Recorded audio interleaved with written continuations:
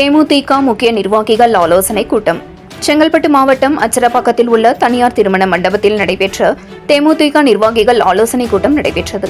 இந்த நிகழ்ச்சியை அச்சரப்பாக்கம் தெற்கு ஒன்றிய கழக செயலாளர் பெருமாள், அச்சரப்பாக்கம் வடக்கு ஒன்றிய கழக செயலாளர் சிவகுமார் இவர்கள் தலைமையில் நடைபெற்ற ஆலோசனை கூட்டத்தில் சிறப்பு அழைப்பாளராக காஞ்சிபுரம் மாவட்ட கழக செயலாளர் வழக்கறிஞர் எம். ராஜேந்திரன் கலந்து கொண்டு சிறப்புரையாற்றினார். அப்பொழுது முக்கிய தீர்மானங்கள் நிறைவேற்றப்பட்டன.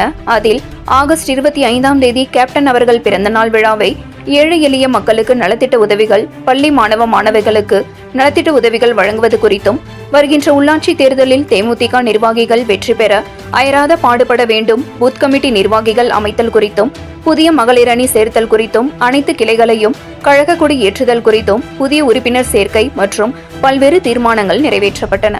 இந்த நிகழ்ச்சியில் மாவட்ட துணை செயலாளர் பார்த்திபன், பொதுக்குழு உறுப்பினர் விஜயகுமார், செயற்குழு உறுப்பினர் துரைராஜ் மற்றும் சரவணன், அச்சரப்பாக்கம் பேரூர் கழக செயலாளர் அசாருதீன் மற்றும் சண்முகம், தங்கராஜ், மோகன், வேலு, ராஜு, பாண்டியன், செந்தில்குமார் மற்றும் நிர்வாகிகள் ஏராளமானோர் கலந்து கொண்டனர். இதனைத் தொடர்ந்து அச்சரப்பாக்கம் சந்தை பகுதியில் கேப்டன் அவர்களின் பிறந்த நாளை முன்னிட்டு 500க்கும் மேற்பட்ட ஏழை மக்களுக்கு அறுசுவை உணவு அன்னதானம் வழங்கப்பட்டது.